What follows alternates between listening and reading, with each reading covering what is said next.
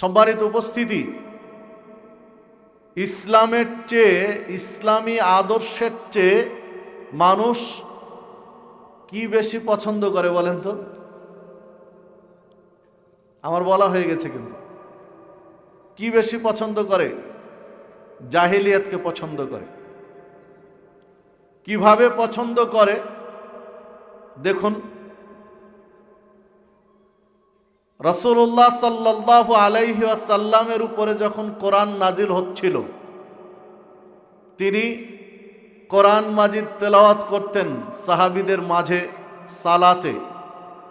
তখন মানুষের এই মনোযোগটা নষ্ট করার জন্য, কোরআনের প্রতি মানুষের আকর্ষণটা নষ্ট করার জন্য মসজিদের নিকটেই, কাছেই, সাহাবীদের নিকটেই তারা গান বাজনা বা বিভিন্ন নৃত্য অনুষ্ঠান, মানে মাইন্ডটা ওদিকে নিয়ে যাওয়ার জন্য, মানসিকতাটা ফেরানোর জন্য হই হট্টগোল করত। কারণ মানুষের মনোযোগটা যেন ওদিকে নিয়ে যাওয়া যায়। বাস্তবতায় যদি একটু ভিন্নতা, তারপরও কিছুটা মিল আছে। দেখুন, মাহফিলকে কেন্দ্র করে যথেষ্ট দোকানের আয়োজন হয়, হয় না? হয় না? হয়। মাহফিলে যতজন মানুষ থাকে তার চেয়ে দোকানগুলোতে মানুষ বেশি থাকে। দোকানে মানুষ বেশি থাকে।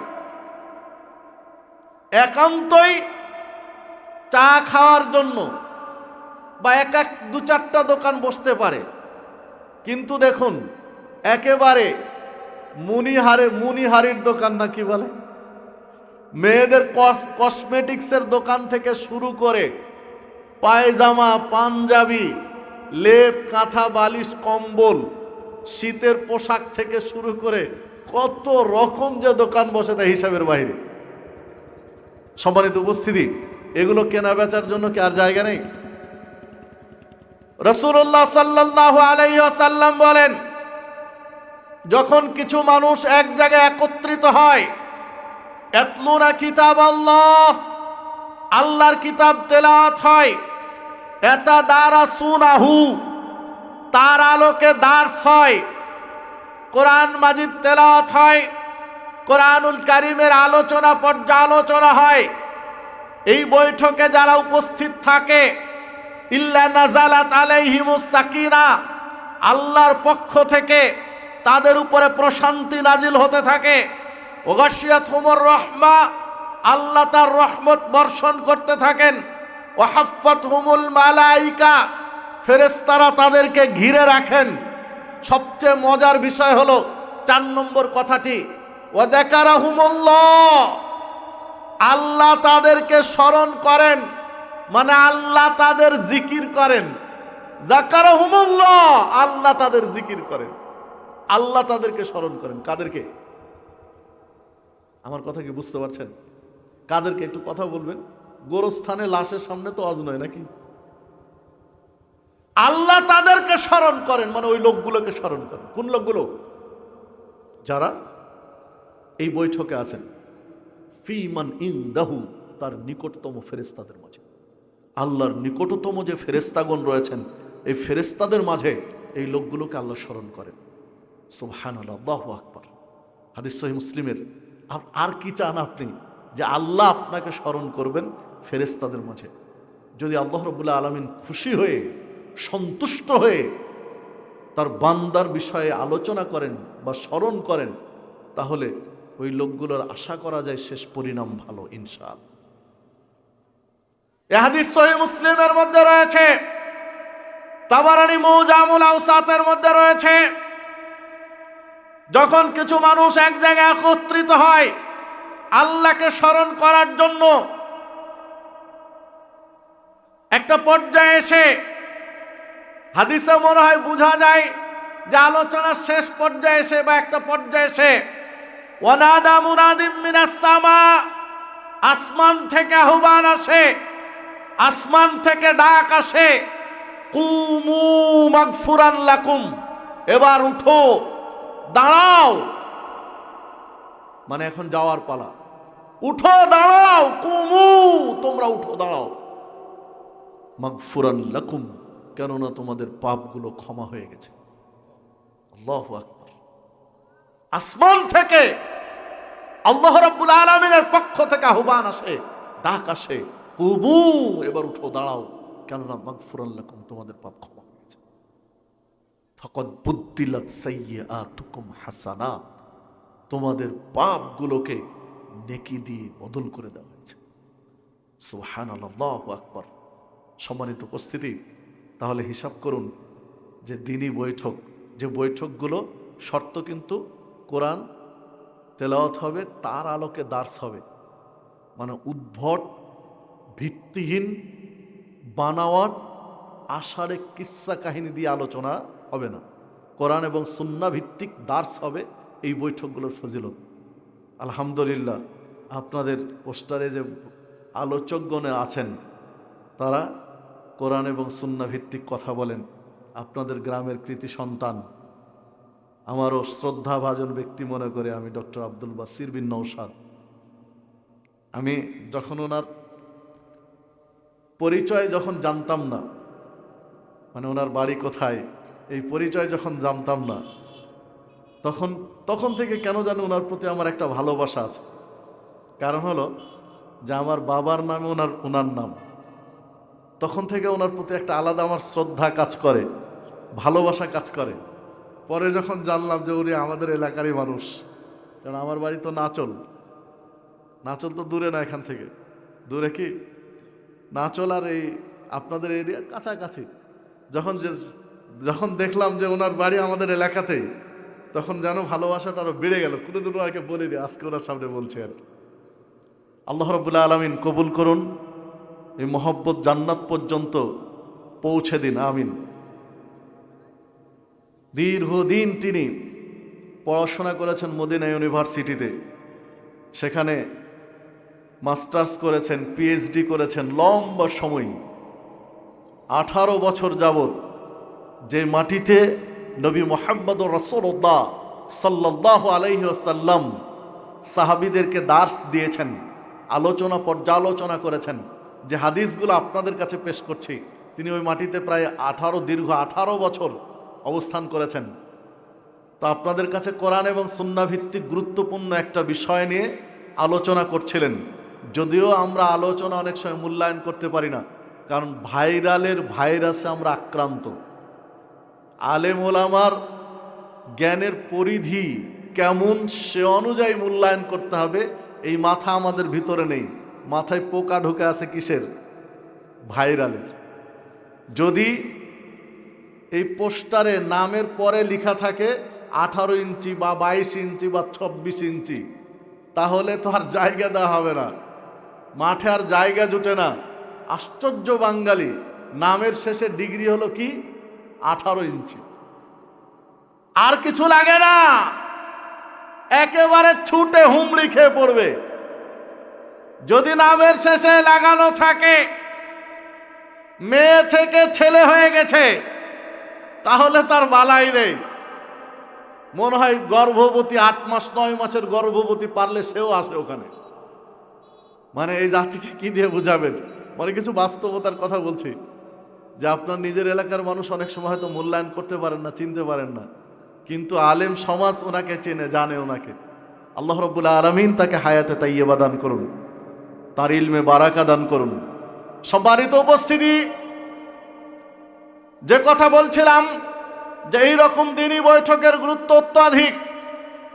যারা আশেপাশে ঘোরাফেরা করছেন, অযথা দোকানপাটে সময় দিচ্ছেন, দেখুন রাত ভারী হয়েছে, 10টা পার হয়ে গেছে, দোকানপাটে খাওয়ার মতো আর পর্যায়ে কিন্তু আপনার নেই। আসুন একটু সময়টা কাজে লাগাই, 1 ঘন্টা বা কিছু একটু বেশি সময় একটু কাজে লাগাই, দিনের পথে ব্যয় করি। হতে পারে একটা বৈঠকের বদৌলতে সারা জীবনের পাপ ক্ষমা হয়ে যেতে পারে। যেহেতু আল্লাহ রাব্বুল আলামিনের পক্ষ থেকে আহ্বান আছে, কুমু মাগফুরান লাকুম, এবার উঠো, দাঁড়াও, যাও, পাপ ক্ষমা হয়ে গেছে। ফাকাদ বুদ্দিলাত সাইয়্যাতুকুম হাসানাত, পাপগুলো নেকি দিয়ে বদল করে দেওয়া হয়েছে। হতে পারে আজকে একটা বৈঠকের বদৌলতে আপনার সারা জীবনের পাপ ক্ষমা হয়ে যেতে পারে। আল্লাহ কখন কার উপরে খুশি হয়ে যাবেন আমরা জানি না। তা আসুন সময়টুকু একটু কাজে লাগাই, কারণ আপনাকে আমাকে মরতে হবে, কবরে যেতে হবে। যার কবর তাকেই সামলাতে হবে, কেউ পাশে সামলাতে যাবে না। তাই আসুন একটু সময়টা কাজে লাগাই, ব্যস্ততা ছেড়ে দিয়ে, দোকানপাটে সময় নষ্ট করা ছেড়ে দিয়ে একটু স্টেজের সামনে বসে দুটো কথা শুনি। যুব সমাজকেও আহ্বান জানাবো, যে যুব সমাজের উদ্যোগে আজকের আয়োজন, যে ভাই তোমরাও আসো, তোমরা একটু আলোচনা শোনো। যুব সমাজ সব কিছু করবে, শেষে গিয়ে আর নামাজ পড়বে না, সালাত পড়বে না, তাহলে তার হলো না। সংস্কার হতে হবে, সংশোধন হতে হবে। তো তোমরাও আসো, সবাই মিলে একটু আলোচনা শুনি, বোঝার চেষ্টা করি। আল্লাহ রাব্বুল আলামিন আজকের এই মাহফিলকে কবুল করে নিন। আল্লাহ রাব্বুল আলামিন আজকের মাহফিলকে আমাদের সকলের জন্য পরকালে নাজাতের ওসিলা হিসেবে কবুল করে নিন। যে যেভাবে অবদান রেখেছে শুরু থেকে পর্যন্ত, আল্লাহ রাব্বুল আলামিন প্রত্যেককেই সর্বোচ্চ প্রতিদান দান করুন, জাযায়ে খায়ের দান করুন। যে কথা বলছিলাম, আমরা ইসলামী আদর্শের চেয়ে, ইসলামী বিধিবিধানের চেয়ে, ইসলামী জীবন ব্যবস্থার চেয়ে জাহেলিয়াতকে বেশি ভালোবাসি, জাহেলিয়াতে ফিরে যেতে বেশি আগ্রহী। যদিও মুখ দিয়ে সেটা বলি না, যদি এখন বলি যে ইসলামকে ভালোবাসেন না জাহেলিয়াতকে ভালোবাসেন, সবাই হাত তুলবেন যে ইসলামকে ভালোবাসি। এই হাত তোলা, এই ইচ্ছা এর ভিতরেই বাহিরে বের হয়ে গেলে আপনার চেহারা চেঞ্জ হয়ে যাবে, আপনার গতি নীতি চেঞ্জ হয়ে যাবে। ইল্লা মাশাআল্লাহ। ইসলামকে ভালোবাসেন কে কে, আর জাহেলিয়াতকে ভালোবাসেন কে কে? যারা জাহেলিয়াতকে ভালোবাসেন তারা হাত নামিয়ে রাখেন, আর যারা ইসলামকে ভালোবাসেন হাত তুলেন দেখি। দেখেন সবাই হাত তুলেছে। আল্লাহ কবুল করুন, আল্লাহ কবুল করুন। ইসলামকে ভালোবাসি মানে ইসলামের জীবন আদর্শ মেনে নিতে হবে। পারবো তো ইনশাআল্লাহ? পারবো তো ইনশাআল্লাহ? আল্লাহ তুমি পালন করার তৌফিক দান করো। কোরআন এবং সুন্নাহ ভিত্তিক যে এক আলোচনায় তো সবগুলো তুলে ধরা যাবে না, যে কয়েকটা পয়েন্ট নিয়ে কথা বলবো, যে ইসলামকে বাদ দিয়ে জাহেলিয়াতকে বেশি পছন্দ হয় নারী। মেয়েরাও তো শুনছেন ভাই, নারী পুরুষ, মা বোনেরাও শুনছেন, পুরুষ ভাইয়েরাও শুনছেন, যুবকেরাও শুনছেন। তো ইসলামী আদর্শ আর জাহেলি আদর্শ, জাহেলিয়াত আর ইসলাম যখন আলাদা হয়ে যাচ্ছে দলিলের আলোকে, তখন ইসলামকেই মানবো, জাহেলিয়াতকে ছেড়ে দেবো ইনশাআল্লাহ। আল্লাহ কবুল করুন। জাহেলিয়াত কাকে বলে? জাহেলি আদর্শ কাকে বলে? জাহেলি সুন্নাহ কাকে বলে? রাসূলুল্লাহ সাল্লাল্লাহু আলাইহি ওয়াসাল্লাম বলেছেন, আবগাদুন নাস ইলাল্লাহি সালাসা, তিন শ্রেণীর মানুষ আল্লাহর কাছে সবচেয়ে ঘৃণিত।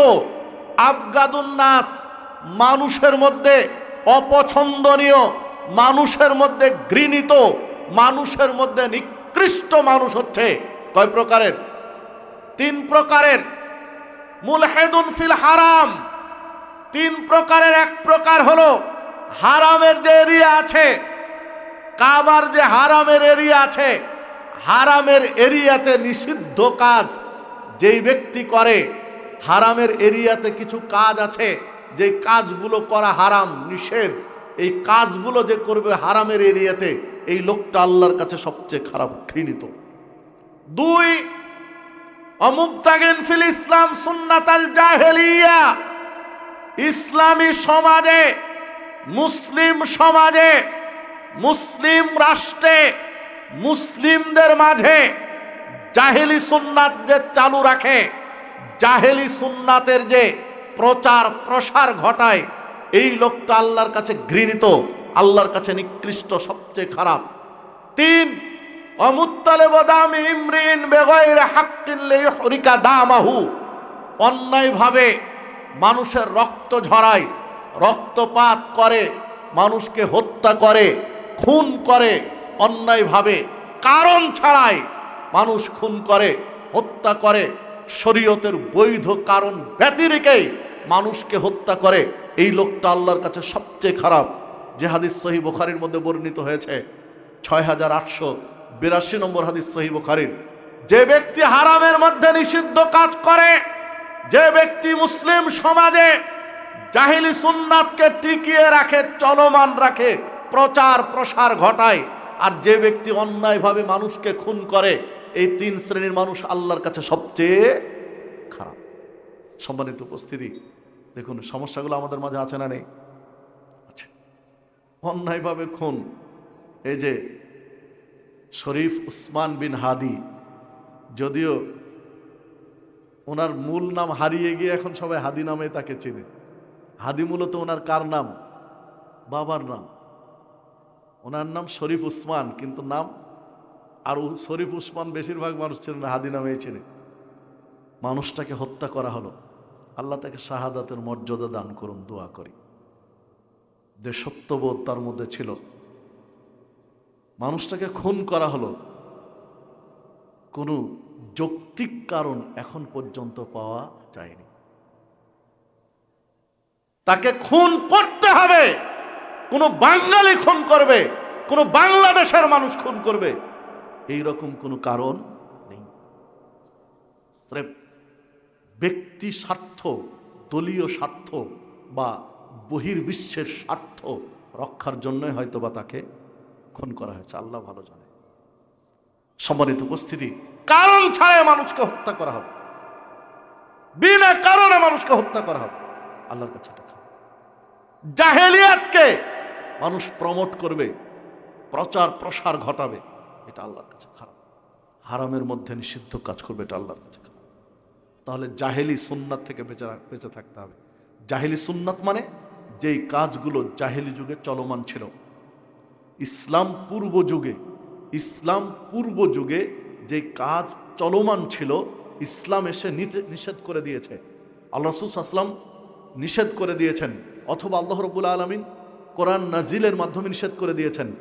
জাহেলি যুগে চালু ছিল, জাহেলি যুগে চলমান ছিল,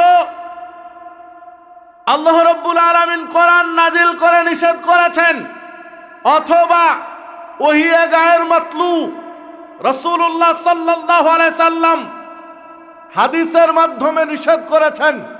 এই কাজগুলো যদি এখন আবার কেউ চলমান রাখি, টিকিয়ে রাখি, প্রচার প্রসার ঘটাই, তাহলে মুসলিম সমাজের জাহেলি সুন্নাত চালু রাখা হচ্ছে। আমি বুঝাতে পারলাম কিনা জানি না, আমার কথাটা বুঝতে পেরেছেন কি? একটা কাজ জাহেলি যুগে চালু ছিল, ইসলাম আবির্ভাবের পরে, ইসলাম আসার পরে ওটা কি করে দেওয়া হয়েছে? নিষেধ করে দেওয়া হয়েছে, হারাম করে দেওয়া হয়েছে। ওই কাজ যদি আবার চালু করে কেউ, আবার যদি চলমান রাখে, তাহলে উনি জাহিলি সুন্নাতকে চালু রেখেছেন। এই মানুষটা আল্লাহর কাছে সবচেয়ে খারাপ। এই পয়েন্টে আজকে আমার আলোচনা, এই বিষয়টা আজকে আমার আলোচনা।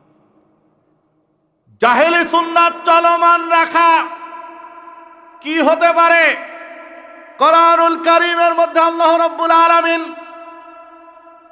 সূরা নূরের মধ্যে উল্লেখ করেছেন, আকারনা ফি বুয়ুতিকুন্না ওয়ালা তাবাররাজনা তাবাররুজাল জাহিলিয়াতিল উলা। জাহেল শব্দ পেয়েছেন কি? জাহিলিয়াত পেয়েছেন না পাননি শব্দ? আকারনা ফি বুয়ুতিকুন্না ওয়ালা তাবাররাজনা তাবাররুজাল জাহিলিয়াতিল উলা। আল্লাহ রাব্বুল আলামিন বলছেন, মুসলিম নারীদেরকে তোমরা নিজ নিজ গৃহে অবস্থান করো, নিজের বাড়িতে অবস্থান করো, জাহেলি যুগের নারীদের মতো নিজেদের সৌন্দর্য প্রদর্শন করো না।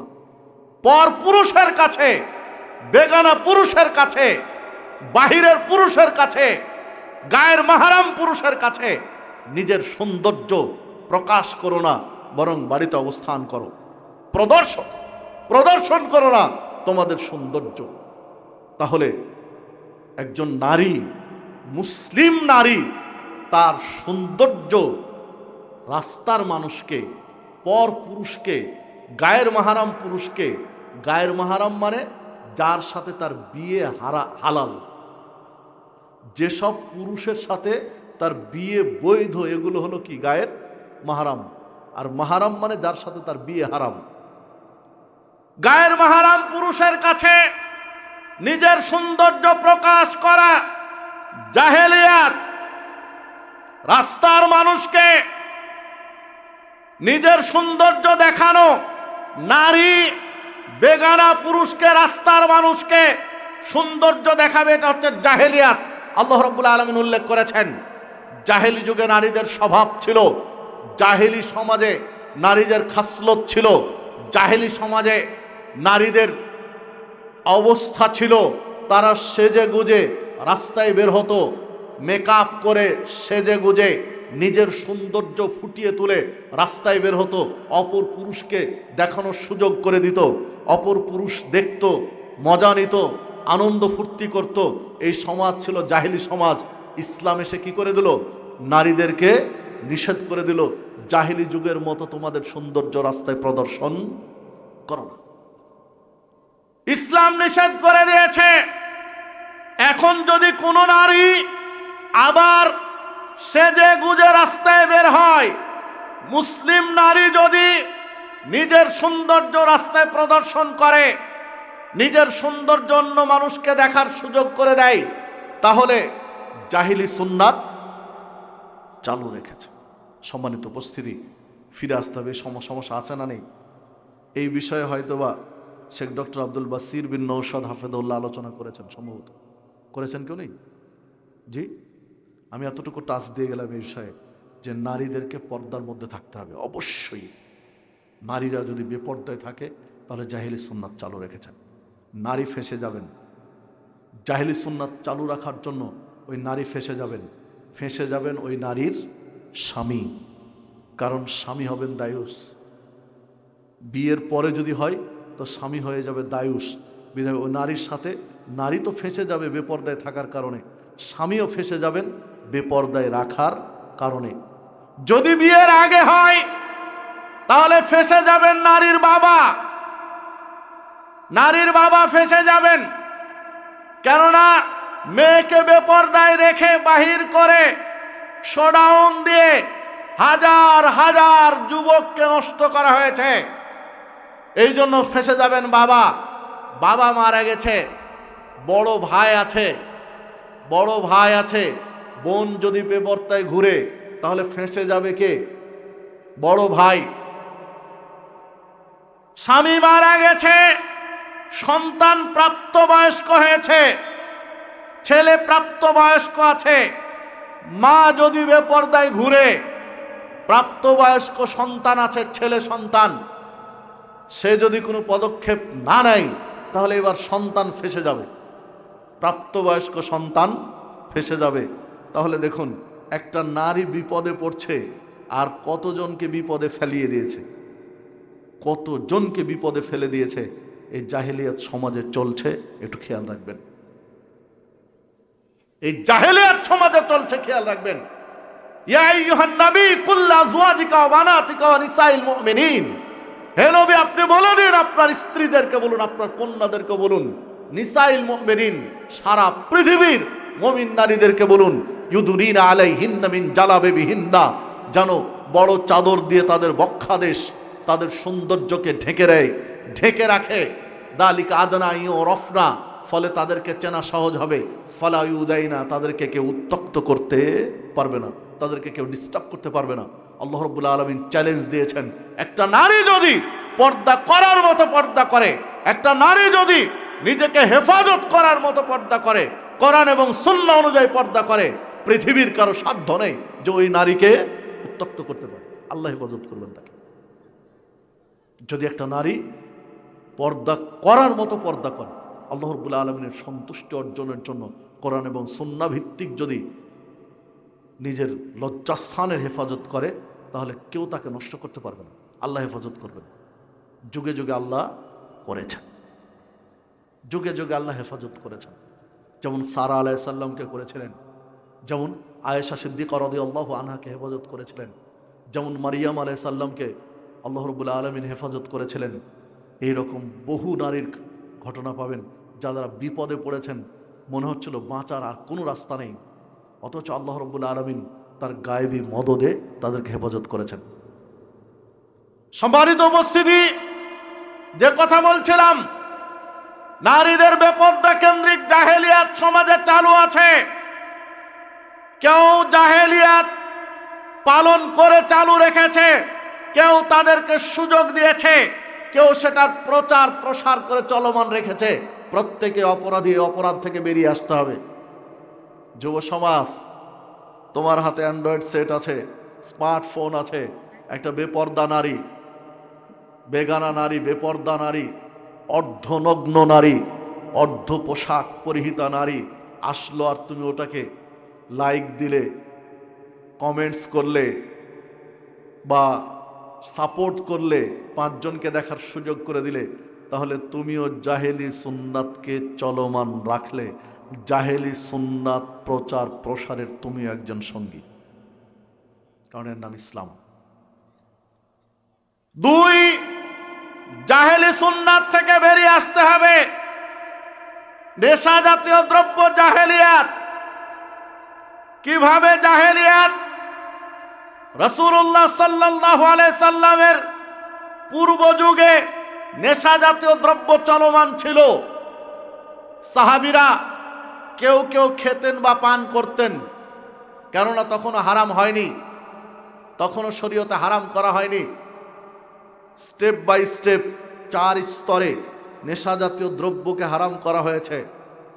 যখন নেশা জাতীয় দ্রব্যের শেষ নিষেধাজ্ঞা আসলো, সূরা মায়েদা 90 এবং 91 নম্বর আয়াত নাজিল হলো। সেই দিনের ঘটনা। আল্লাহ রাব্বুল আলামিন বললেন, ইয়া আইয়ুহাল্লাযীনা আমানু, হে ঈমানদারগণ, ইন্নামাল খামরু ওয়াল মাইসিরু ওয়াল আনসাবু ওয়াল আজলামু রিজসুম মিন আমালিশ শায়তান ফাজতানিবুহু লাআল্লাকুম তুফলিহুন। আল্লাহ রাব্বুল আলামিন বললেন, হে ঈমানদারগণ, মদ, জুয়া, মূর্তি পূজা, ভাগ্য নির্ধারণের কলা কৌশল, ভাগ্য নির্ধারণের কোনো কলা কৌশল অবলম্বন করা, রিজসুম মিন আমালিশ শায়তান, এগুলো শয়তানের অপবিত্র কাজ। ফাজতানিবুহু, অতএব তোমরা এ থেকে বেঁচে থাকো। লাআল্লাকুম তুফলিহুন, তাহলে তোমরা সফল কাম হবে। মদ থেকে বেঁচে থাকলে সফল কাম হবে। জুয়া থেকে বেঁচে থাকলে সফল কাম হবে। মূর্তি পূজা থেকে বেঁচে থাকলে সফল কাম হবে। ভাগ্য নির্ধারণের কলা কৌশল থেকে বেঁচে থাকলে সফল কাম হবে। আল্লাহ রাব্বুল আলামিন নিষেধ করে দিলেন। সম্মানিত উপস্থিতি, মদের বিষয়টা পরে আসছে। মূর্তি পূজা থেকে বেঁচে থাকতে হবে। মূর্তি পূজা থেকে বেঁচে থাকতে হবে মানে, বাংলাদেশে হিন্দু সমাজের বসবাস আছে বিভিন্ন অঞ্চলে, বিভিন্ন এলাকায়। হিন্দুদের 12 মাসে 13টি পূজা হয়। কোনো পূজা বড়, কোনো পূজা ছোট আকারের। তাদের যে দুর্গা পূজা হয় বা বড় বড় পূজাগুলো হয়, এই পূজাগুলোতে বহু মুসলিম যুবক বা বিভিন্ন বয়সী পুরুষ মানুষ সেখানে যায়, দেখে আনন্দ করে, উস করে, বিনোদন করে। শরীয়তে এটা হারাম। তাদের পূজা মণ্ডপে যাওয়ার সুযোগ নেই। পূজা মণ্ডপ কেন্দ্রিক যদি বাজার বসে, পূজা মণ্ডপকে কেন্দ্র করে যদি মেলা বসে, কোনো মুসলমানের বাচ্চা ওই মেলা থেকে কিছু ক্রয় করতে পাবে না। তাআওয়ানু আলাল বিররি ওয়াত তাকওয়া ওয়া লা তাআওয়ানু আলাল ইসমি ওয়াল উদওয়ান। তাকওয়ার ক্ষেত্রে, নেকির কাজে, কল্যাণের কাজে পরস্পরকে সহযোগিতা করো। পাপ সীমা লঙ্ঘনের কাজে সহযোগিতা করো না। সেটা পাপকে কেন্দ্র করে, পূজাকে কেন্দ্র করে বাজার বসেছে, একজন মুসলিম সেখানে কিনতে যাবেন কেন? কেন তাকে উৎসাহ দিবেন? কেন তার ব্যবসাকে আরো চাঙ্গা করার জন্য পরবর্তী বছর আরো সুন্দর করে যেন মেলাটা বসে, এই প্রেরণা, এই উদ্দীপনা কেন জানাতে যাবেন? জি না, আপনি ওখানে কিনতে পারেন না। আপনি ওখানে কিনছেন মানে, পূজা মণ্ডপ কেন্দ্রিক মেলা বসেছে, সেই মেলাতে আপনি খাট চৌকি কিনেছেন, সেই মেলা থেকে আপনি ফলমূল কিনেছেন, সেই মেলা থেকে আপনি খেলনা কিনেছেন, সেই মেলা থেকে জিনিসপত্র কিনেছেন, মানে কি? আপনি তাকে সহযোগিতা করেছেন, তাকে উৎসাহ দিয়েছেন, তাকে প্রেরণা জুগিয়েছেন। জি না, আপনি পারবেন না, আপনাকে বিরত থাকতে হবে। সম্মানিত উপস্থিতি, কেন আল্লাহ রাব্বুল আলামিন নিষেধ করলেন? মূর্তি পূজা থেকে বেঁচে থাকতে হবে, এটা হারাম করা হয়েছে। দেখুন, জুয়া থেকে বেঁচে থাকতে হবে। জুয়া, ডাইরেক্ট জুয়া আমাদের যুব সমাজ অনেক সময় খেলে না, কেউ কেউ খেলে। ইনডাইরেক্ট জুয়ার মধ্যে অনেকেই ঢুকে আছে। এই যে মোবাইলে বিভিন্ন প্রকার জুয়া, মোবাইলে চলে অ্যাপসের মাধ্যমে, এই জুয়াতে অনেক ছেলেপিলে, অনেক যুব সমাজ আটকিয়ে গেছে। এই যে ক্রিকেট খেলা হয়, কোথায় কোন দেশে ক্রিকেট খেলা হচ্ছে, আর এই ক্রিকেট খেলা কেন্দ্রিক জুয়া ধরে বসে আছে।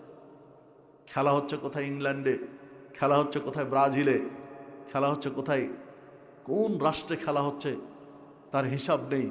আর এই কোচন্নায় বসে থেকে কত ওভারে কোন বলে ছক্কা হবে কি হবে ওই জুয়া ধরে বসে আছে। পাগলেরও তো একটা কোয়ালিটি থাকে, বেউকুফ গর্ধব কোথাকার। খেলার মাঠে থেকেও যদি একটু ধরো, জুয়ার জন্য ধরো যে অমুক বলে অমুক ব্যাটে হবে, খেলা দেখতে তাও একটা কথা থাকে চোখের সামনে। কোথায় তুমি জীবনে কোনোদিন তোমার 14 গোষ্ঠী হয়তো ওই দেশেই যেতে পারেনি, সারা জীবনে তোমার 14 গোষ্ঠীর কেউ হয়তো ওই রাস্তায় যায়নি, জীবনে কোনোদিন যেতে পারবা কেন তার হিসাব নেই। আর ওখানে খেলা হচ্ছে আর তুমি কোচান্নায় বসে থেকে বলছো অমুক বলে অমুক তুমুক এত হলে, এই ছক্কা হলে বা ইত্যাদি হলে এত টাকার বেটবাজি ধরে বসে আছো। পাগলের একটা কোয়ালিটি থাকে, আমরা পাগলের চেয়েও খারাপ হয়ে আছে। এই জুয়ার সিস্টেম আল্লাহ রাব্বুল আলামিন হারাম করেছেন, যে কোনো মুসলিম জুয়া খেলতে পারে না, জুয়ারি হতে পারে না, কোনো মুসলিম জুয়ারি হতে পারবে না। দেখুন আল্লাহ রাব্বুল আলামিন নিষেধ করেছেন এই আয়াতের মধ্যে, স্বামী স্ত্রী বা দুইজন ব্যক্তি নারী পুরুষ দুইজন ব্যক্তির মধ্যে মহব্বত বাড়ানোর কোনো কলা কৌশল। দেখুন বহু ব্যক্তিকে পাবেন তাবিজ বিক্রি করছে, তাবিজ দিলেই, তাবিজ গলায় ঝুলিয়ে দিলেই স্বামী স্ত্রীর মহব্বত মনে হয় 5G থেকে 6G ডিগ্রি চলে আসবে। মনের মানুষকে পাচ্ছে না, প্রেমিকাকে পাচ্ছে না, প্রেমিককে পাচ্ছে না, কবিরাজের কাছে, উমুকের কাছে, তুমুকের কাছে, এক শ্রেণীর তাবিজ ব্যবসায়ী আলেমের কাছে যাচ্ছে, তাবিজ দিয়ে দিচ্ছে, তাদের দুইজনের মহব্বত একেবারে তুঙ্গে উঠে যাবে। বাড়িতে খোঁজ নিয়ে দেখেন ওই কবিরাজের স্ত্রীর সাথে তার মিল নাই। বুঝেন না আমার কথা? সারা দুনিয়ার মানুষের সম্পর্ক জোড়া দিচ্ছে, আর তার স্বামী স্ত্রীর মধ্যে দেখেন রাগারাগি হচ্ছে প্রত্যেক দিন। মানে এগুলো যে ভাঁওতাবাজি, এই যে রাস্তার যেখানে সেখানে বসে থাকে রাশি চক্র, এই হাতের রেখা দেখে বলে না, হাতের রেখা দেখে বলে, আগে শুনতাম 2টা টিকি থাকলে 2টা বিয়ে হবে, রে 2 টিকি মানে 2 বিয়ে হবে। তো যার 4টা হয়ে গেছে, টিকি তো 2টাই, তাহলে কি হবে? আমার চাচা মারা গেছেন, আল্লাহ তাকে জান্নাতবাসী করুন, জাস্ট বোঝানোর জন্য বলছি। আমার চাচার একটাই টিকি ছিল, কিন্তু বিয়ে হয়েছিল 5টা, একটা টাইম নয়, পর্যায়ক্রমে 5টা বিয়ে হয়েছে, টিকি তো একটাই, তাহলে এবার কি হবে? সম্মানিত উপস্থিতি, যে কথা বলছিলাম, রাস্তার মোড়ে মোড়ে ফুটপাতে বসে আছে আপনার রাশি চক্র, হাতের রেখা দেখে আপনার ভাগ্যের ভালো মন্দ বলে দিবে, ভবিষ্যতে আপনি ধনী হবেন না গরিব হবেন, বিয়ে আপনার কেমন পরিবারে হবে, মেয়েটা কেমন হবে, ছেলে মেয়ে কয়টা হবে, আপনার 14 গোষ্ঠীর সব কিছু ভবিষ্যৎ বলে দিবে। বেটা তুমি এত ভবিষ্যৎ জানো, তো তোমার নিজের ভবিষ্যৎটা বের করো, যে যেটা যেটা কল্যাণ সেটা নিয়ে তুমি বড় লোক হয়ে যাও। ফুটপাতে বসে আছো কেন? মানুষের এত ভাগ্য নির্ধারণ করছো, তো তোমারটা তুমি বের করো আর তুমি বড় লোক হয়ে যাও। তুমি ফুটপাতে বসে ব্যবসা করছো কেন? গাড়ি বাড়ি করো। মানে এগুলো ভাঁওতাবাজি, কিন্তু মানুষ বুঝি না। শয়তান এমনভাবে লেবেল লাগিয়ে দিয়েছে, শয়তান এমনভাবে মানুষকে ঘুরাচ্ছে এদের পিছনে, আমরা তোয়াক্কা করি না। সম্মানিত উপস্থিতি, যে কথা বলছেন এগুলো জুয়ার মধ্যে অন্তর্ভুক্ত পড়ে। এই জুয়া থেকে স্বামী স্ত্রীর মহব্বত বা কারো দুইজনের মধ্যে মহব্বত বাড়ানোর কলা কৌশল, এগুলো ইসলামে নিষেধ। এবার আসুন প্রথমটা আসি, নেশা জাতীয় দ্রব্য হারাম। যেই দিনে আয়াত নাজিল হলো সেই দিন আবু তালহা রাদিয়াল্লাহু আনহু তার বাড়িতে আনাস রাদিয়াল্লাহু আনহুর উপস্থিতিতে নেশা মদ পানের একটা আসর বসেছে। আনাস রাদিয়াল্লাহু আনহু পাত্রে, বড় পাত্রে থেকে ছোট পাত্রে, পিয়ালা হোক, গ্লাস হোক, মগ হোক, যে কোন হোক, পাত্রে ঢেলে দিয়েছেন, মদ ঢেলে দিয়েছেন। আবু তালহা রাদিয়াল্লাহু আনহু পান করবেন। আচ্ছা কেন পান করবেন বলেন তো? তখনও হারাম হয়নি, তখনও হারামের আয়াত নাজিল হয়নি বা তাদের কাছে ছিল না। যেহেতু হারাম হয়নি তাই পান করবেন। বাড়িতে মদ ছিল, আনাস রাদিয়াল্লাহু আনহু ঢেলে দিয়েছেন, আবু তালহা রাদিয়াল্লাহু আনহু পান করতে যাবেন। ঠিক পান করবেন, হাতে নিয়েছেন, চুমুক দিবেন, এই সময় চিৎকার করে আওয়াজ আসলো, রাস্তা দিয়ে কেউ যেন চিৎকার করে কিছু বলছে আর যাচ্ছে। আনাস রাদিয়াল্লাহু আনহুকে বললেন, আনাস যাও তো, কে কি বলছে শুনে আসো। এখন যেমন জরুরি কোনো ঘোষণা থাকলে, জরুরি কোনো তথ্য দেওয়ার থাকলে কি হয়, মসজিদের মাইকে বা রিকশায় মাইক লাগিয়ে ঘোষণা দেওয়া হয় না? টিকা দেওয়া হবে, বিদ্যুৎ থাকবে না, বা অমুক সমস্যা বা ইত্যাদি, এই ঘোষণাগুলো মাইকে করা হয়। মাইকে আজান ব্যতীত, আজানের সময় ব্যতীত যদি মাইক বাজে, তখন গ্রামের মুরব্বী, মা বোন, খালা খালু সবাই কান খাড়া করে থাকি যে কি ঘোষণা, কারণ আজানের সময় না, এটা কে মারা গেল না কি ঘোষণা আসছে শুনি। তো এইটা মাইক অসময়ে বাজলে যেমন সবাই কান খাড়া করে শুনি যে কি তথ্য, কি ঘোষণা আসে। ওই যুগে তথ্য প্রযুক্তি ছিল না, ওই যুগে টেকনোলজি ছিল না, ওই যুগে জরুরি কোনো তথ্য দেওয়া দরকার থাকলে দারাজ কণ্ঠ যার, উঁচু আওয়াজ যার, এই রকম সাহাবীকে পাড়ায় পাড়ায় পাঠিয়ে দেওয়া হতো, রাস্তায় রাস্তায় পাঠিয়ে দেওয়া হতো, যে জোরে জোরে চিৎকার করে ঘোষণা দিবে যেন বাড়ির পাশের মানুষগুলো শুনতে পায়। বাহিরে জোরে আওয়াজ হলে, কোন এক ব্যক্তির চিৎকার শোনা হলে, চিৎকার শুনতে পেলে বাড়ির মানুষ কান খাড়া করে শুনতেন যে নতুন কি আপডেট আসলো, কি তথ্য আসলো, কি মেসেজ আসলো, কি ঘোষণা আসলো, এটা শুনতেন। সে আলোকেই আবু তালহা রাদিয়াল্লাহু আনহু মদের পিয়ালায় চুমুক দিতে গিয়ে আনাস রাদিয়াল্লাহু আনহুকে বলছেন, যাও তো বাহিরে, কি চিৎকার দিয়ে আওয়াজ করছে একটু শুনে আসো। আনাস রাদিয়াল্লাহু আনহু দৌড় দিলেন বাহিরে, দৌড় দিয়ে গিয়ে শোনেন, দৌড় দিয়ে গিয়ে গেলেন, দেখছেন একজন সাহাবী ঘোষণা দিতে দিতে যাচ্ছেন যে রাসূল সাল্লাল্লাহু আলাইহি ওয়াসাল্লাম ঘোষণা দিয়েছেন এখন থেকে মদ স্পষ্ট হারাম, একেবারে হারাম।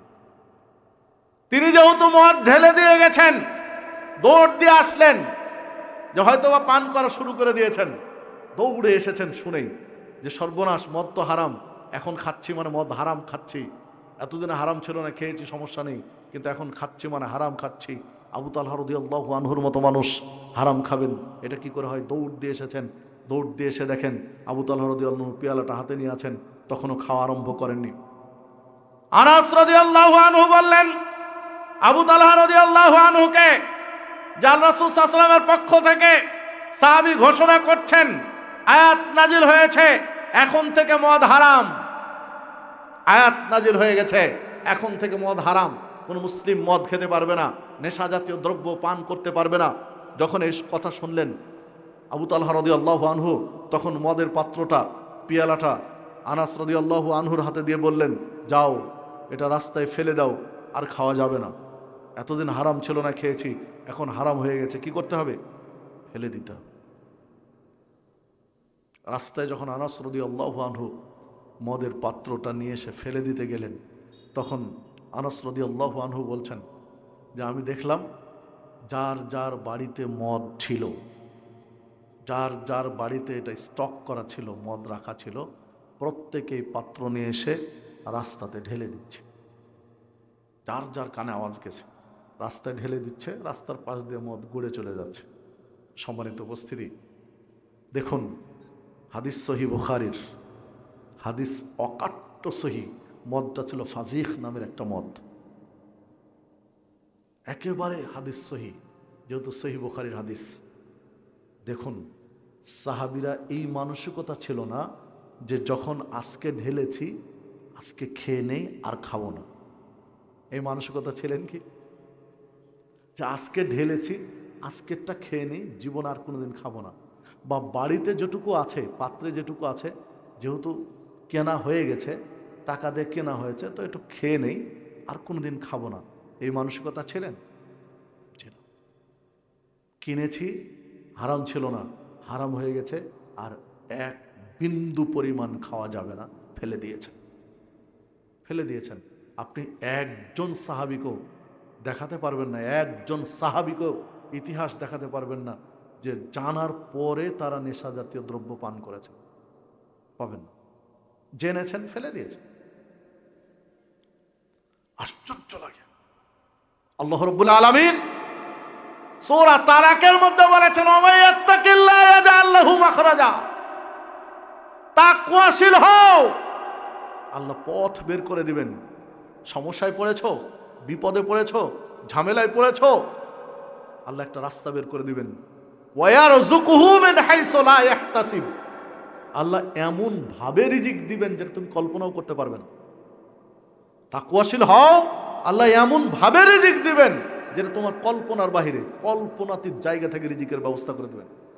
ওমান ইয়াতাওয়াক্কাল আলাল্লাহ ফাহুয়া হাসবুহু, কেউ যদি আল্লাহর প্রতি পুরো পরিপূর্ণ আস্থা রাখে, আল্লাহ তার জন্য যথেষ্ট হয়ে যাবেন। যথেষ্ট হয়ে যাবেন মানে কি? তার যা প্রয়োজন আল্লাহ তাই দিবেন। ফাহুয়া হাসবুহু, আল্লাহ যথেষ্ট হয়ে যাবেন বান্দার জন্য, মানে বান্দার যা দরকার আল্লাহ তাই দিবেন। তাকওয়া লাগবে আর তাওয়াক্কুল লাগবে, আল্লাহ ভীতি লাগবে, আল্লাহর প্রতি আস্থা লাগবে, বিশ্বাস লাগবে, ভরসা লাগবে। সম্মানিত উপস্থিতি, ইব্রাহিম আলাইহিস সালামকে যখন আগুনে ফেলে দেওয়া হচ্ছিল, আগুনে নিক্ষেপ করা হচ্ছে ইব্রাহিম আলাইহিস সালামকে, আগুনে পড়ে যাচ্ছেন ইব্রাহিম আলাইহিস সালাম, পড়ে যাচ্ছেন আগুনে, তখন জিবরিল এসে সহযোগিতা করতে চাইলেন। যদি সহযোগিতা লাগে বলেন, আমি সহযোগিতা করছি, পাখার ঝাপটা দিয়ে আগুন নিভিয়ে দেব। ইব্রাহিম আলাইহিস সালাম বললেন, জিবরিল, তোমাকে সৃষ্টি করেছেন আল্লাহ, আমাকেও সৃষ্টি করেছেন আল্লাহ, তোমার রব আল্লাহ, আমারও রব আল্লাহ, তো তোমার সহযোগিতা আমি চাইবো কেন? আমি আমার রবের সহযোগিতা চাই, তোমার সহযোগিতা লাগবে না, আমি আমার আল্লাহর সহযোগিতা চাই, মাহবুদ আমাকে রক্ষা করবে। আল্লাহ তো এটাই দেখতে চেয়েছিলেন, ইব্রাহিম আলাইহিস সালামের অন্তরটা দেখতে চেয়েছিলেন, যখন জিবরিলের সহযোগিতা চাইলেন না। সম্মানিত উপস্থিতি, আপনি আমি তো হলে হাউ মাউ করে কেঁদে কেটে যে ভাই দেখছেন আমি বিপদে, ভাই বাঁচান, ইত্যাদি ইত্যাদি ইত্যাদি। জি না, ওমাইয়া তাওয়াক্কাল আলাল্লাহ ফাহুয়া হাসবুহু, যদি আল্লাহর উপরে তাওয়াক্কুল করে আল্লাহ যথেষ্ট হয়ে যাবেন। আগুনে পড়ে যাচ্ছেন, তখন জিবরিল পাখার ঝাপটা দিয়ে নিভিয়ে দিতে চাচ্ছেন, যে আমার সাহায্য লাগলে বলেন, পাখার ঝাপটা দিয়ে নিভিয়ে দিচ্ছি। তখনও ইব্রাহিম আলাইহিস সালাম বলছে, তোমার সহযোগিতা লাগবে না, তোমার সৃষ্টিকর্তা আমার সৃষ্টিকর্তা, তোমার রব আমার রব, আল্লাহর সাহায্য আমি চাই, তোমার কাছে চাই না, যাও। হলো কি, আগুনে যখন পড়ে গেলেন, তখন আল্লাহ আগুনকে বলছেন, ইয়া নারু কুনি বারদাও ওয়া সালামা, আগুন ইব্রাহিমের জন্য ঠান্ডা হয়ে যাও। বার্দ মানে ঠান্ডা, এমন ঠান্ডা হয় না যে পুষ মাসের কনকনে ঠান্ডা, লেপ কাঁথা কম্বল দিয়েও ঠান্ডা মিটে না, তাহলে তো আরো কষ্ট, এক খাদ থেকে আরেক খাদে পড়ে গেল। ওই ঠান্ডা না, বারদাও ওয়া সালামা, শান্তিদায়ক ঠান্ডা হও। যে ঠান্ডাটা শান্তিদায়ক, যে ঠান্ডায় তৃপ্তি লাগবে, আগুনের মধ্যে তৃপ্তিদায়ক ঠান্ডা যেটা, ওই ঠান্ডাটা হও, যেন ভালো লাগে থাকতে আগুনের মধ্যে, অতটুকু ঠান্ডা হও। বেশি ঠান্ডা হয়ে আবার কাঁপুনি যেন না ওঠে। আল্লাহর প্রতি তাওয়াক্কুল করেছেন, পড়তে পড়তে তাওয়াক্কুল করেছেন, নিশ্চিত দেখছেন আগুনে পড়ে যাচ্ছে, তখনও তাওয়াক্কুল কার উপরে? আল্লাহ। ওমাইয়া তাওয়াক্কাল আলাল্লাহ ফাহুয়া হাসবুহু। মুহাম্মদ সাল্লাল্লাহু আলাইহি সাল্লামকে হিজরতের সময় যখন খুঁজতে খুঁজতে পাহাড়ের একদম কাছে চলে গেল, গারে সওরের একেবারে কাছে, তখনও অস্থির হয়ে গেছেন আবু বকর সিদ্দিক রাদিয়াল্লাহু আনহু, পায়ের আওয়াজগুলো শুনতে পাচ্ছেন। তখন আল্লাহ রাসূল সাল্লাল্লাহু আলাইহি ওয়াসাল্লাম অস্থিরতা দেখে বলছেন, কি কোনো সমস্যা? তখন বলছেন, এখন কি হবে, ওরা তো কাছে চলে এসেছে। তখন আল্লাহ রাসূল সাল্লাল্লাহু আলাইহি ওয়াসাল্লাম বলছেন, আবু বকর সিদ্দিক, তুমি কি মনে করো যে আমি আর তুমি এখানে আছি?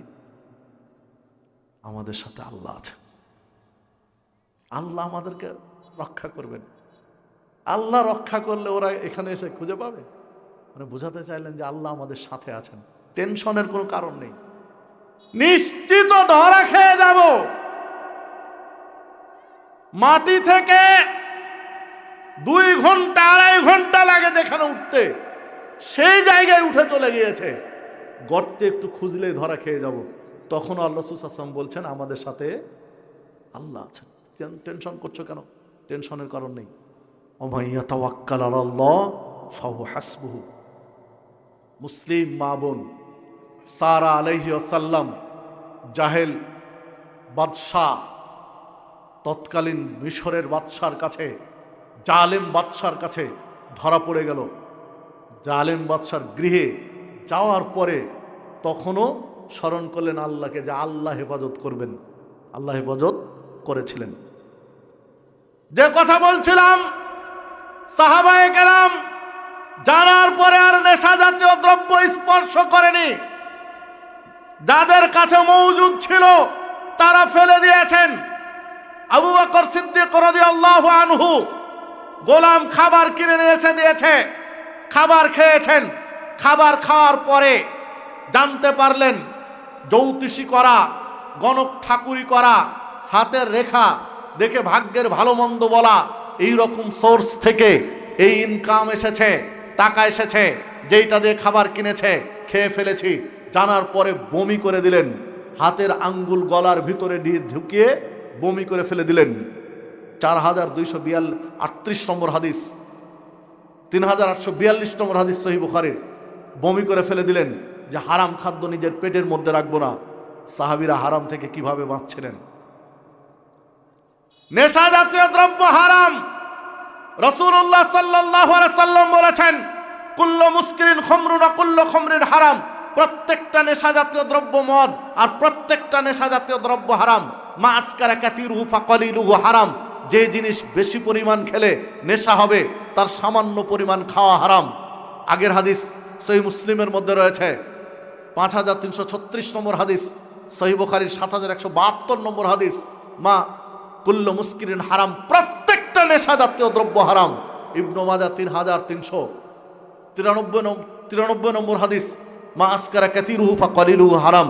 বেশি পরিমাণ খেলে যদি নেশা হয়, তার সামান্য পরিমাণ খাওয়া হারাম। এক প্যাকেট বিড়ি খেয়ে যদি নেশা হয়, তো বিড়িতে একটা টান দেওয়া হারাম। 1 কোটা 2 কোটা জর্দা খেয়ে যদি নেশা হয়, বিবেক এলোমেলো হয়, মাথা ঘোরায়, তাহলে জর্দার একটা দানা খাওয়া হারাম। 2-4 কোটা গুল একবারে খেয়ে যদি নেশার উদ্রেক হয়, মাথা ঘুরায় বা অন্যরকম মনে হয়, তাহলে জর্দার সামান্যতম দানা দাঁতে দেওয়া হারাম। দেশি বিদেশি মদও তাই।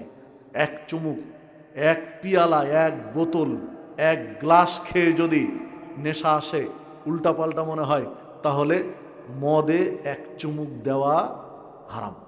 আমি বুঝাতে পারলাম কিনা জানি না। এই সমাজে আছে না নেই?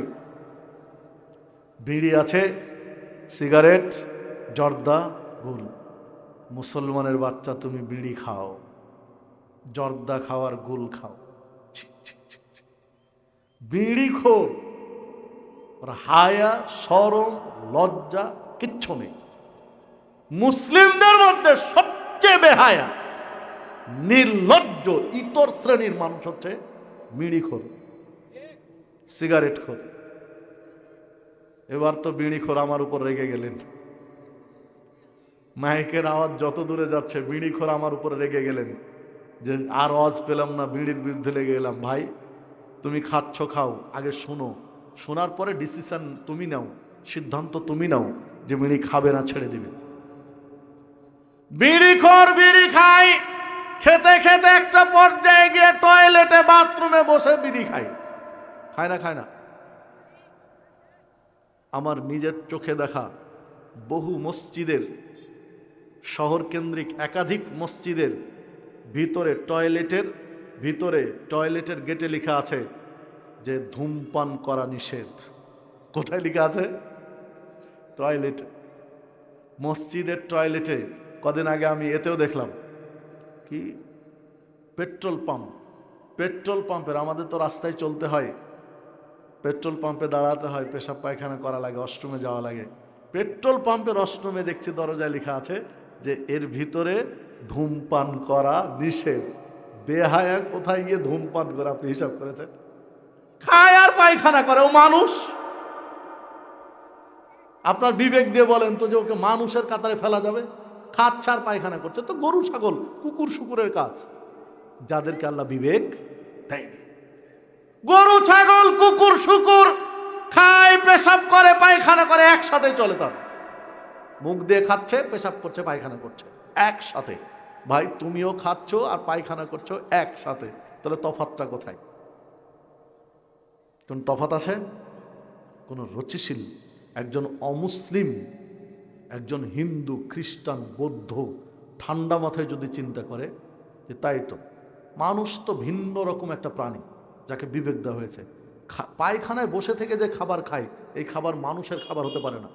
মুসলিমদের তো বহু দূরের কথা, মানুষ খেতে পারে না। লেখা আছে কি, সংবিধিবদ্ধ সতর্কীকরণ, ধূমপান স্বাস্থ্যের জন্য ক্ষতিকর।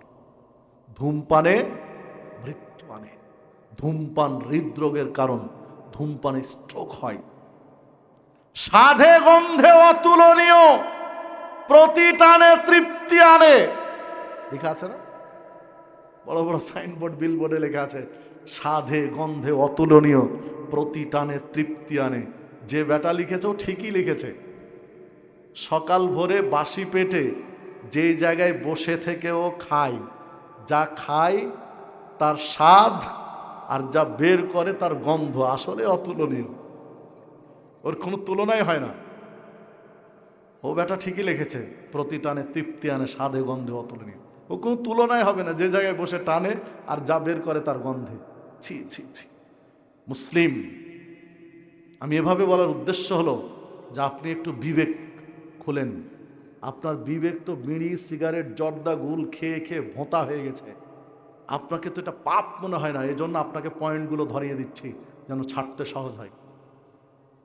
বিড়িখোর রাখছেন, জর্দাখোর আর গুলখোর ইয়ানাফসি শুরু হয়েছে। মনে রাখবেন, বিড়ি খায় সাধারণত জেনারেল শিক্ষিত মানুষ, বিড়ি খায় মূর্খ মানুষ, কাজ করে। আপনার এলাকায় কামলা, কামলা, পাট, কিষান কি বলেন? পাট নাকি বলেন? এখন পাট ঠিক করলে বিড়ি কত প্যাকেট করে দিবে এটাও ঠিক করা লাগে মাঝে মধ্যে। নেই? আছেন কোথায়? ইজ্জত আছে? পাট ঠিক করলে, কিষান ঠিক করলে, কামলা ঠিক করলে দিনে কয় প্যাকেট কয় মুঠা বিড়ি দিবে সেটাও নাকি কন্ট্যাক্ট করা লাগে। ছি ছি ছি। সম্মানিত উপস্থিতি, যে কথা বলছিলাম, অশিক্ষিত, মূর্খ, জেনারেল শিক্ষিত, দিন ধর্মে আগ্রহী কম, এই লোকগুলো খায় বিড়ি। তুলনামূলক দিন ধর্মে আগ্রহী বেশি মুন্সি টাইপের মানুষ, মসজিদের ইমাম সাহেব, মুয়াজ্জিন সাহেব, একটু ধর্মকর্ম মানে, এই লোকগুলো বিড়ি খেতে পারে না। ধোঁয়াও দেখা যায়, বিড়িও দেখা যায়, ভিতরে চাবায় কি জর্দা।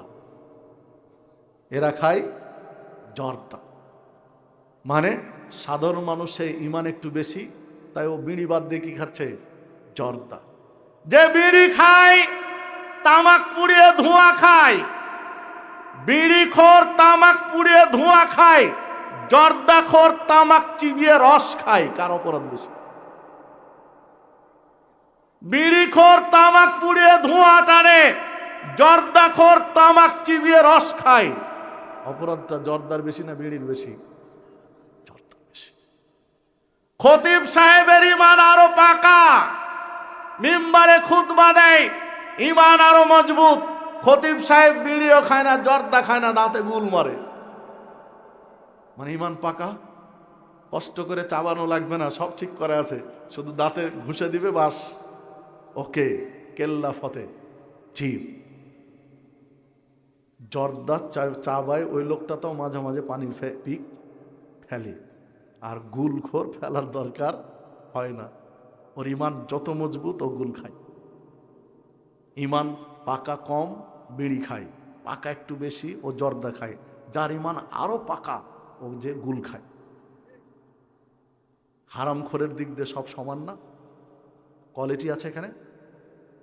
একজন মানুষ যদি বিড়ি খেতে খেতে মসজিদে ঢুকে, বিড়ি টানছে আর ধোঁয়া ছাড়ছে, বিড়ি টানছে আর ধোঁয়া ছাড়ছে, এই অবস্থায় মসজিদে ঢুকছে, তখন দেখেন ইমাম সাহেব, মুয়াজ্জিন, মুন্সি মানুষ দৌড়িয়ে এসেছে। বেওকুফ, বেআক্কেল আহাম্মক, যাও বিড়ি ফেলে ওযু করে আসো। ধমকাচ্ছে বিড়িখোরকে। যিনি ধমকাচ্ছে দেখেন উনি জর্দা দিয়ে পান চাবাচ্ছে, নাহলে দাঁতে গুল দিয়ে আছে। বিড়িখোর জানে না যে আমরা দুইজন খালাতো ভাই, একই মারপেট থেকেই জন্ম নিয়েছে। বিড়িও তৈরি হয়েছে তামাক থেকে, জর্দাও তৈরি হয়েছে তামাক থেকে, গুলও তৈরি হয়েছে তামাক থেকে। তো এগুলো সব সহোদর ভয়, খালাতো ভাই না। বিড়িখোর যদি জানতো তাহলে বলতো যে খতিব সাহেব, ইমাম সাহেব চলেন সবাই একসাথে বের হই, কারণ অপরাধের দিক দিয়ে সবাই সমান। সম্মানিত উপস্থিতি, দেখুন তুলনামূলক যদি হিসাব করি তাহলে মদ, জর্দাগুল, বিড়ির মধ্যে কিছু তারতম্য আছে।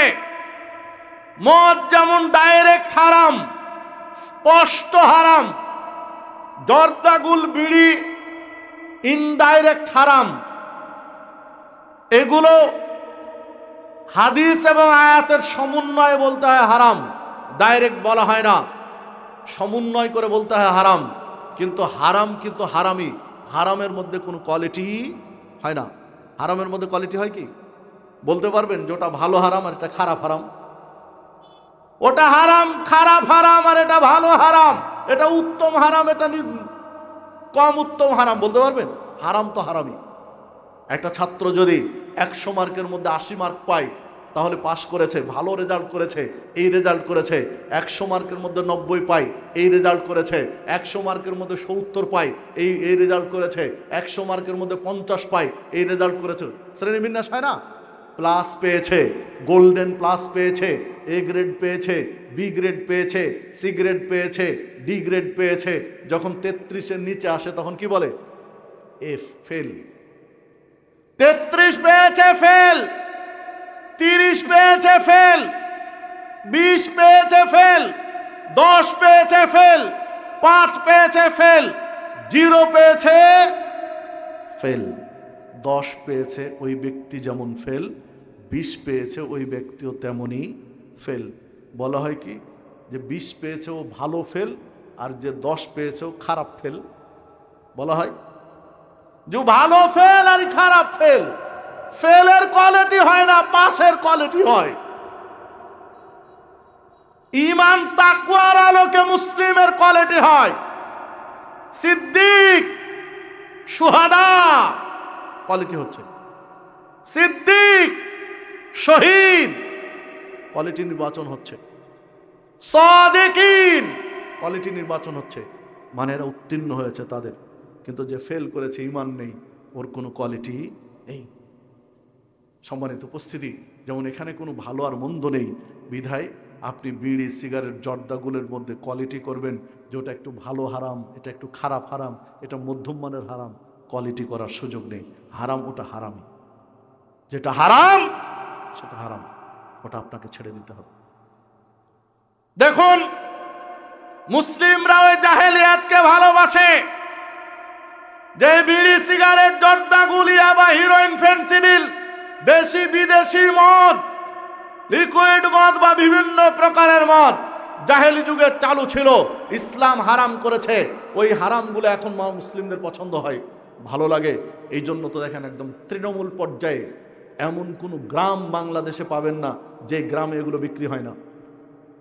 নেশা জাতীয় দ্রব্য যেমন খাওয়া হারাম, তেমন তার ব্যবসা করাও হারাম, তার লভ্যাংশ খাওয়ার হারাম। তিরমিজি, আবু দাউদের মধ্যে পাবেন 3485, 3486 নম্বর হাদিস। এই জিনিস ব্যবসা বাণিজ্য করাও হারাম। একজন মুসলিম খেতে পারে না, একজন মুসলিমকে ছেড়ে দিতে হবে। এগুলো কোনো মুসলিমের খাদ্য হতে পারে না। আপনাকে এই জায়গাতে ফিরে আসতে হবে। আল্লাহ সাল্লাল্লাহু আলাইহি ওয়াসাল্লাম বলেছেন, মুদমিনু খামরিন কাআবেদ ওয়াতান, যারা নেশা জাতীয় দ্রব্য খায়, পান করে, তারা মূর্তি পূজকের ন্যায় অপরাধ করে। ইবনু মাজার মধ্যে হাদিসটি পাবেন 3375 নম্বর হাদিস। রাসূলুল্লাহ সাল্লাল্লাহু আলাইহি ওয়াসাল্লাম বলেছেন, মুদমিনু খামরে কাআবেদ ওয়াসানিন, নেশা জাতীয় দ্রব্য পান করলে, খেলে মূর্তি পূজার ন্যায় অপরাধ হবে। ও কাআবেদিল লাত ওয়াল উজ্জা, যারা নেশা জাতীয় দ্রব্য খায়, পান করে, মাদকাসক্ত, এরা প্রকৃত পক্ষে লাত উজ্জার বান্দা, এরা আল্লাহর বান্দা নয়। সহিহুল জামের মধ্যে এই হাদিস পাবেন, আল জামে আস সাগীরের মধ্যে হাদিস পাবেন, এবং শেখ আলবানী হাদিসকে হাসান বলেছেন, গ্রহণীয় পর্যায়ে বলেছেন। যারা আল্লাহর বান্দা না, লাত উজ্জার বান্দার মতো, এরা মূর্তি পূজকের ন্যায় অপরাধী, যারা নেশা জাতীয় দ্রব্য খায়, পান করে। ভাই এগুলো মুসলিম খেতে পারে না, ছেড়ে দিতে। যে জিহ্বা দিয়ে বলেন আলহামদুলিল্লাহি রাব্বিল আলামিন, যে জিহ্বা দিয়ে বলেন ইয়াকা না'বুদু ওয়া ইয়াকা নাস্তাঈন, যে জিহ্বা দিয়ে বলেন ইহদিনাস সিরাতাল মুস্তাকিম, যে আল্লাহ সরল পথ দেখাও, এই জিহ্বায় এসব নোংরা খাদ্য দেওয়া উচিত নয়, ছেড়ে দিতে হবে। পারবো তো ইনশাআল্লাহ? পাশাপাশি এটাও মনে রাখেন, যারা দোকানে আছে, যাদের দোকানে বিড়ি কিনা আছে, জর্দা কিনা আছে, গুল কিনা আছে, তারা যদি মনে করেন যে যতটুকু কিনা আছে ততটুকু বিক্রি করব, বিক্রি করার পরে আর কোনোদিন কিনবো না, তাহলে আপনার ইমানে এখনো ঘাটতি আছে। ইমানে ঘাটতি আছে, ইমানে পাওয়ার নেই, ইমানে স্পিরিট নেই। যখন জেনেছেন তখন ওটা নষ্ট করে দিতে হবে, বিক্রি করা যাবে না। আল্লাহ রাসূল সাল্লাল্লাহু আলাইহি সাল্লামের কাছে একজন সাহাবী এক কলস মদ নিয়ে এসেছিলেন হাদিয়ে দেওয়ার জন্য। তার এলাকায় কিছু ফল থেকে একটা মদ তৈরি করতো নির্যাস বের করে। তো আল্লাহ রাসূল সাল্লাল্লাহু আলাইহি ওয়াসাল্লামের কাছে হাদিয়ে নিয়ে এসেছিল, ও জানতো না। আল্লাহ রাসূল সাল্লাল্লাহু আলাইহি ওয়াসাল্লামের কাছে এসেছে, ও জানতো না যে এটা হারাম, মদ নিয়ে এসেছে। আল্লাহ রাসূল সাল্লাল্লাহু আলাইহি ওয়াসাল্লাম জিজ্ঞাসা করলেন যে কলসে কি আছে? বলে না, এই ফল থেকে আমাদের দেশে উন্নত মানের একটা জুস তৈরি হয়, মদ তৈরি হয়, এটা নিয়ে এসেছি। আল্লাহ রাসূল সাল্লাল্লাহু আলাইহি ওয়াসাল্লাম একটু রাগ করে বললেন যে এতে কি নেশার উদ্রেক হয়, নেশা আসক্ত হয়? তখন সাহাবী বললেন হালকা হালকা হয়, এই পানীয়টা পান করলে হালকা হালকা নেশা আসে। তখন আল্লাহ রাসূল সাল্লাল্লাহু আলাইহি ওয়াসাল্লাম বললেন চলবে না। রাগ করলেন আল্লাহ রাসূল সাল্লাল্লাহু আলাইহি ওয়াসাল্লাম, তুমি এই জিনিস হাদিয়ে কেন নিয়ে এসেছো? আল্লাহ রাসূল সাল্লাল্লাহু আলাইহি ওয়াসাল্লামের রাগ করা দেখে উনি বুঝতে পারলেন না ঘটনা কি। পাশে আরেকজন সাহাবী বসেছিলেন, তাকে কাছে ডেকে নিলেন। কাছে ডেকে নিয়ে বলছে যে আল্লাহ রাসূল সাল্লাল্লাহু আলাইহি ওয়াসাল্লাম তোমার কাজে রাগ করেছেন যে তুমি এসব মদ নিয়ে এসেছো কেন? তুমি করো, কলসটা নিয়ে নাও, কলসটা নিয়ে বাজার বিক্রি করে দাও, বাজারে বিক্রি করে দে, টাকাটা অন্য কাজে লাগাবে, টাকাটা কাজে লাগবে, মদটা বিক্রি করে দাও, খাওয়া যাবে না এটা। আল্লাহ রাসূল সাল্লাল্লাহু আলাইহি ওয়াসাল্লাম দেখেছেন যে ওই সাহাবী কানে কানে কিছু কথা বললো, ডেকে নিলেন যে শোনো, তুমি কানে কানে কি বললে? তো বলছেন যে আমি কানে কানে বললাম যেটা বাজারে বিক্রি করে দাও, দিয়ে টাকাটা অন্য কাজে লাগাবে, এটা তো খাওয়া যাবে না, বিক্রি করে দিয়ে টাকাটা খাবে, কাজে লাগাবে।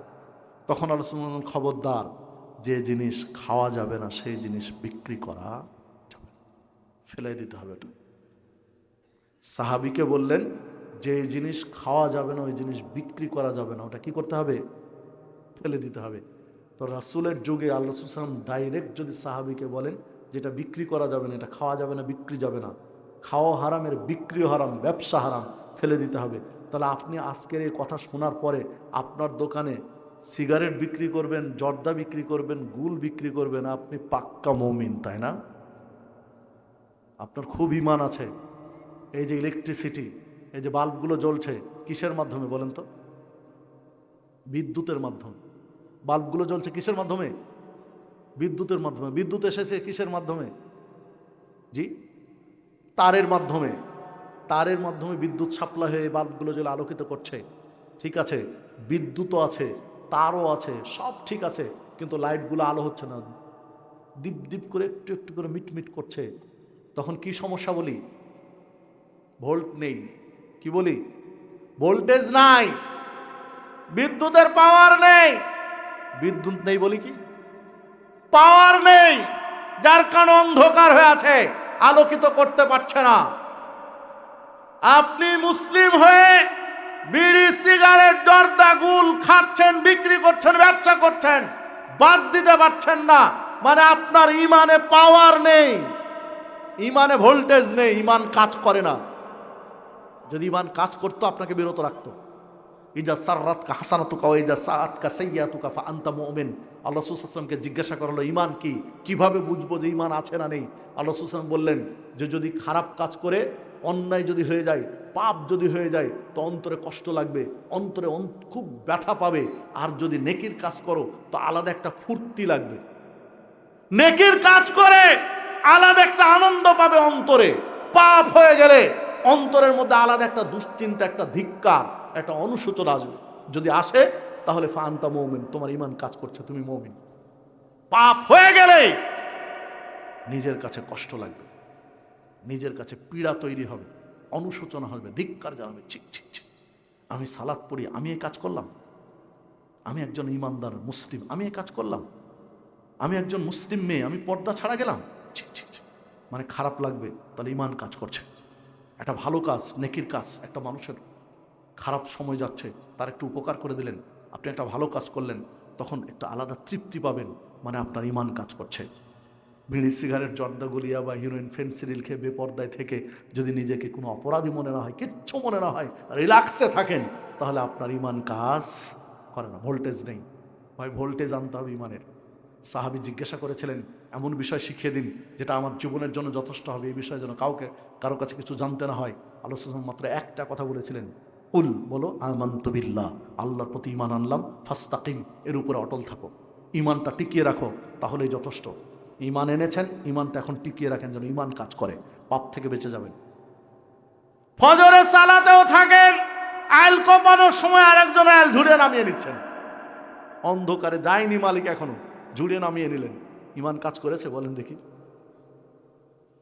কোনো কারণে কোপ মারতে গিয়ে অন্যের আইল যদি হাফ ইঞ্চি নেমে যায়, সারা দিন আপনার মুখে হাসি থাকবে না, সর্বনাশ কি করলাম। সুযোগ থাকলে ওই ব্যক্তির কাছে গিয়ে ক্ষমা চাইবেন আপনি, মানে আপনার ইমান কাজ করে।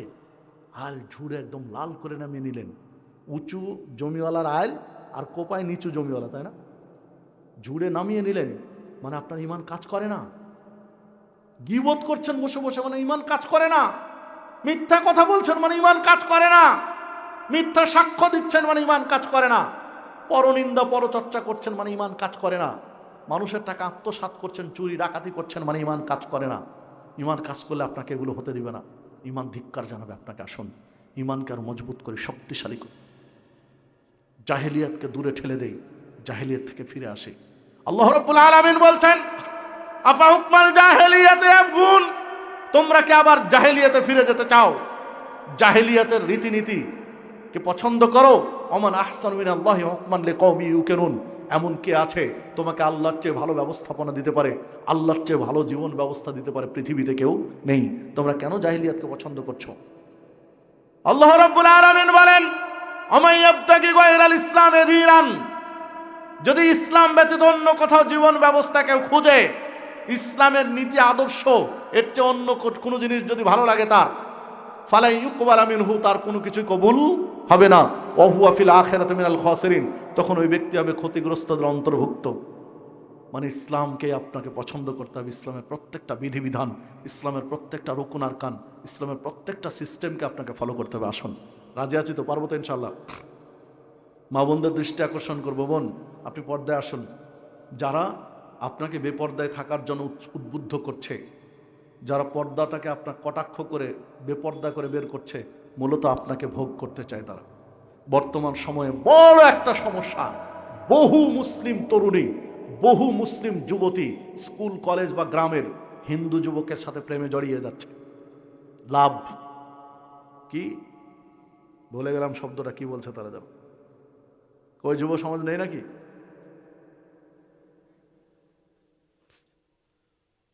টোপ দিচ্ছে, যদি আমাকে ভালোবাসো আমি মুসলিম হয়ে যাব। আর এই মূর্খ মুসলিম বোনটি মনে করছে যাক আমার প্রেমে পড়ে একজন হিন্দু মুসলিম হয়ে যাবে। জি না, বহু ক্ষেত্রে দেখা যাচ্ছে মেয়েটাকে অমুসলিম করে ইন্ডিয়ায় নিয়ে যাচ্ছে, না অমুসলিম মানিয়ে দিচ্ছে। কারণ স্বামীর প্রভাব থাকে বেশি, স্ত্রীর প্রভাব বেশি থাকে না। সাবধান, প্রেম তো একটা হারাম জিনিস। অবৈধ সম্পর্ক তো ইসলামে হারাম, তার মধ্যে তুমি হারামের মধ্যে কল্যাণ খুঁজতে গিয়েছ। পায়খানার মধ্যে স্বর্ণ খোঁজার মতো হারামের মধ্যে তুমি কল্যাণ খুঁজতে গেছো। জি না, ইমান হারিয়ে দিচ্ছ। মুসলিম বোন সাবধান থাকো।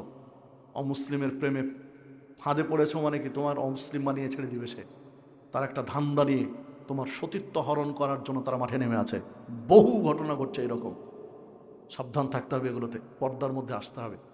ইমান মজবুত হলে এগুলো থেকে বেঁচে থাকা সম্ভব। আল্লাহ রাব্বুল আলামিন আমাদেরকে ইমান মজবুত করা তৌফিক দান করুন। আল্লাহ রাব্বুল আলামিন আমাদেরকে হকটা বোঝার তৌফিক দান করুন, মেনে নেওয়ার মেজাজ দান করুন। যুব সমাজে আয়োজন করেছে, যুব সমাজ জন্য আন্তরিকভাবে দোয়া করে আল্লাহ রাব্বুল আলামিনের যুব সমাজকে কবুল করুন।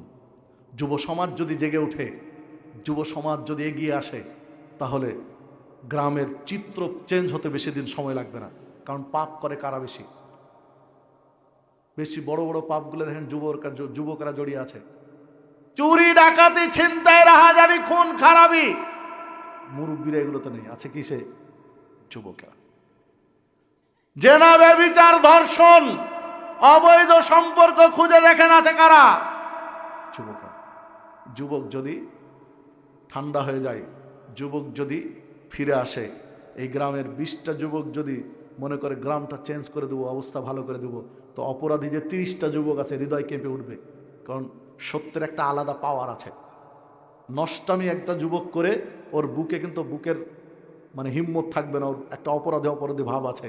আর যে যুবক কোনো অপরাধ করেনি, সমাজ সংস্কার করতে চায়, তার আলাদা একটা স্পিরিট আছে। এই স্পিরিটের কাছে 5টা অপরাধী যুবক লাগবে না, কারণ ও তো চোর চোর ভাব নিয়ে থাকবে। আর চোরে চোর চিনে, যুবকেরাই চিনে যে কে কে বদমাইশ, কে কে সমস্যা করে। এই যে যুব সমাজ যদি জেগে ওঠে, তাহলে সমাজ চেঞ্জ হয়ে যাবে। মক্কা থেকে মদিনায় হিজরতের প্রেক্ষাপটে সবচেয়ে বড় ভূমিকা ছিল যারা, তারা ছিলেন যুব সমাজ। আসাদ বিন জুরারের নেতৃত্বে নববী 11তম বর্ষে 6, 12তম বর্ষে 12, 13তম বর্ষে 75 জন, বেশিরভাগই যুবক। 75 জন যখন যুবক, অধিকাংশ যুবক ইসলাম গ্রহণ করলো, আল্লাহ রাব্বুল আলামিন মক্কা থেকে মদিনায় হিজরত করার ঘোষণা দিয়ে দিলেন, যাও মক্কা চলে যাও, মদিনায় চলে যাও, মক্কায় আর দরকার নেই। তো যুব সমাজে এগিয়ে এসেছে, যুব সমাজের উদ্যোগে আজকের মাহফিল। যুব সমাজকে আহ্বান জানানো, ভাই তুমি আসো, কয়েকটা কাজ করো, বেশি কাজ নয়। 5 ওয়াক্ত সালাত পড়ো, টাকনুর উপরে কাপড় পরো, আর দাঁড়ি ছেড়ে দাও। দেখো তোমার সব কিছু আস্তে আস্তে চেঞ্জ হয়ে যাবে ইনশাআল্লাহ। হ্যাঁ, তুমি যখন চেঞ্জ হতে চাইবে, অতাওয়াসবিল হক অতাওয়াসবিস সবর, হকের দাওয়াত দিবে, তখন সবর লাগবে, ধৈর্য লাগবে। একটা যুবক নষ্ট হয়ে যাবে, একটা যুবক ক্লিন সেভ করবে, একটা যুবক মেয়েকে নিয়ে নষ্টামি করবে, একটা যুবক বিড়ি খাবে, কারো মাথা ব্যথা নেই, কেউ তাকে চেঞ্জ করার জন্য যাবে না।